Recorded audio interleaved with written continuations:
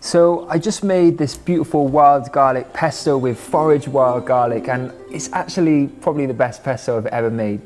I was trying to think of something I could serve it with other than pasta, because, you know, it's great, pesto pasta is amazing, but what could I use it for that's gonna take it to new levels?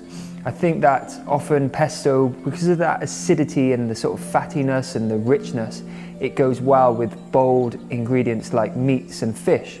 And I was trying to think of what I could use because I don't eat meat or fish. And this ingredient, I feel like most people, you've been ignoring this kind of ugly ingredient, and I feel like this has the power to stand up to that rich pesto and complement it so well, especially with these unique cooking techniques I'm going to be using. This is how I'm going to elevate celeriac, celery root, that underrated vegetable, to the next level. Now, before we take this to the next level with those really intriguing cooking techniques, we need to slow roast this until beautifully tender. So I'm going to peel it and get it into a cast iron pan with some onions, which I'm just going to quarter and roast for ages.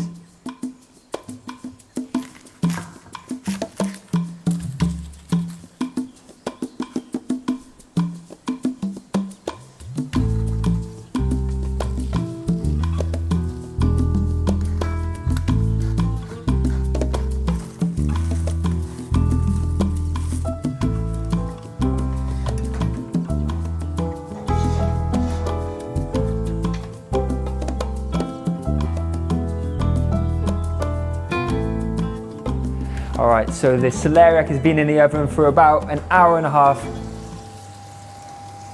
I burnt the onions.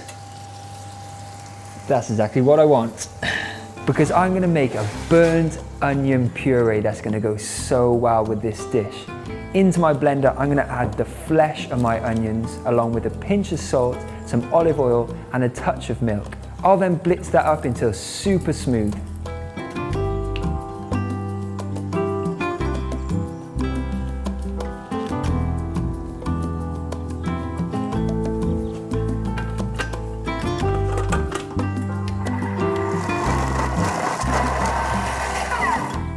Oh, this smells so intense. This needs to be luxuriously smooth though. No powerful blender will get it as smooth as I want it, so I have to pass it through a fine sieve.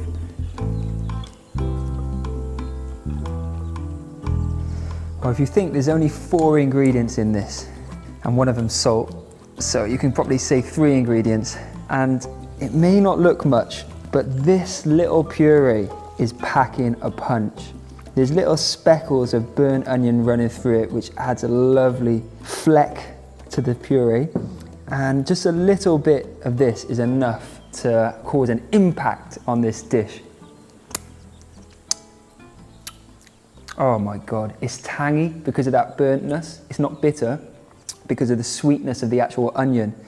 Oh yes, I could have that on its own. Don't discard any of this pulp, by the way. Perfect spread on a lovely bit of sourdough. Now my celeriac has cooled, it's time for the next stage. What I'm gonna do now is finely slice it on a mandolin. That's why I had to wait till it was cool. Once I've finally sliced it, I'm gonna pack it onto a couple of skewers before I show you what I'm gonna do next. Now this is good enough to eat like this, almost in a sandwich, and I wanna give out a shout out to my friend Derek Sarno, the mushroom master. He does something like this with all kinds of root veg. I've not yet tried his deli meats with veg, but I definitely would love to one day. So we want this really fine because I want to compact this onto skewers, so literally wafer thin.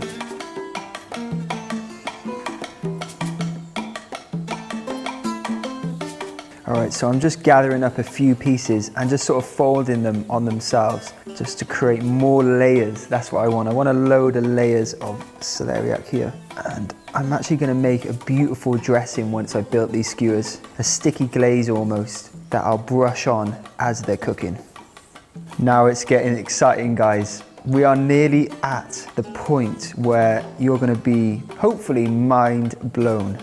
So now that we've built our skewers, I'm gonna get my cast iron pan heating up behind me on the stove top, because this is the second stage of cooking of the celeriac. We're gonna actually caramelize them in the pan, and whilst they're cooking in the pan. I'm going to brush over a beautiful glaze of miso paste, maple syrup, a little oil, and a few spices. I'm going to add some harissa spice blend and a little sumac, plus a pinch of salt.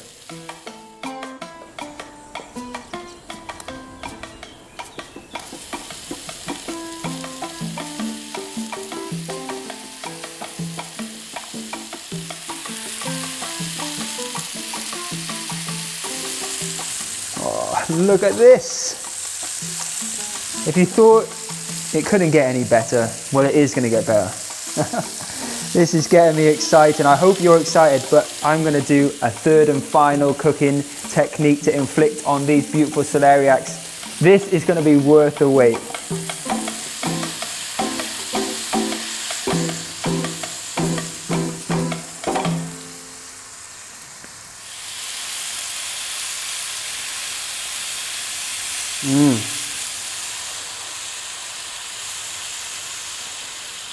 Right, heat is going off because it's round 3.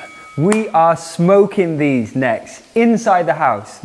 You can do this outside, you don't need a fire. What we're going to do is get a wok. We're going to add some black tea to it and a splash of water. Get that over a high heat with your steaming baskets on top of it.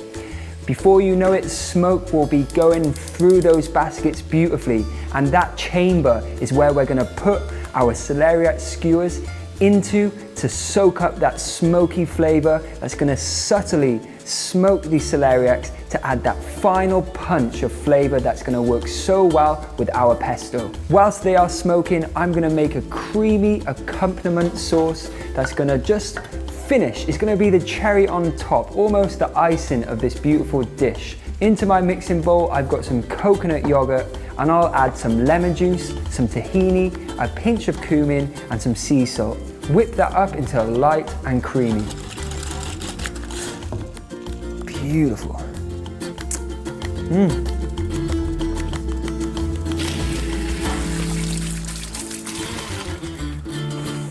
All right, guys, let's see how my smoked celeriac is looking.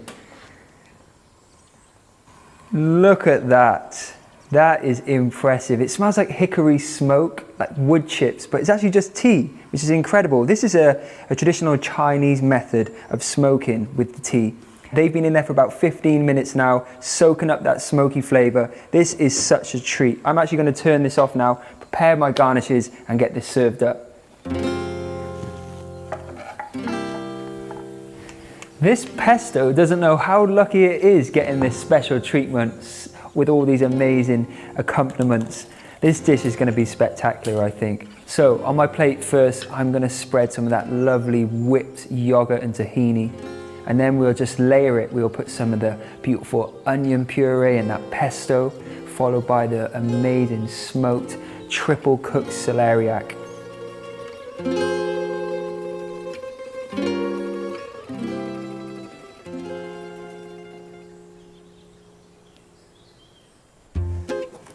All right, my smoked celeriac on top.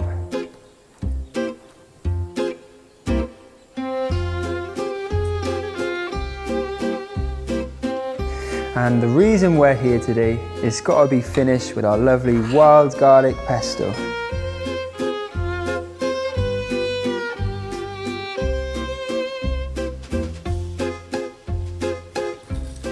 Few pumpkin seeds to finish off just for beauty. And a little crunch. Now there is layers and layers of flavor. I am super proud of that. Let's just hope it lives up to my big talk. Let's give it a taste.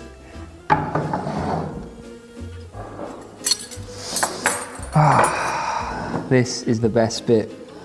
I'm thinking about wandering through the woodland. The effort that we put in there, that wasn't much effort. It was so much fun being in nature.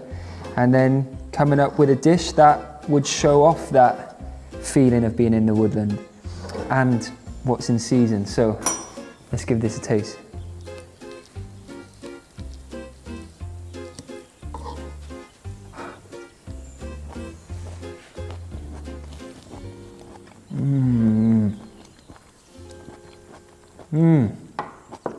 Oh, a little smokiness at the end.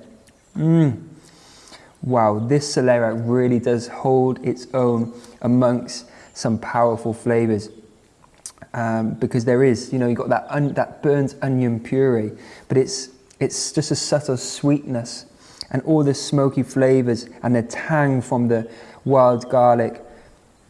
And then it just finishes off with that smokiness plus the coolness of that cream. I'm really happy I did that last minute addition actually. And I thought I may miss a crunch, but actually, I think this has got enough texture. You've got a stickiness to the outside of the celeriac and a beautiful tender texture on the center. Wow, I am overjoyed with this. I'm gonna beg Tom, cameraman Tom, to taste this on camera. All I need, Tom, is just one little word for the audience, so I'm not just blowing my own trumpet. Please. The perks of the job. Wow. Where do I start? Enjoy. Got a bit of everything there? So.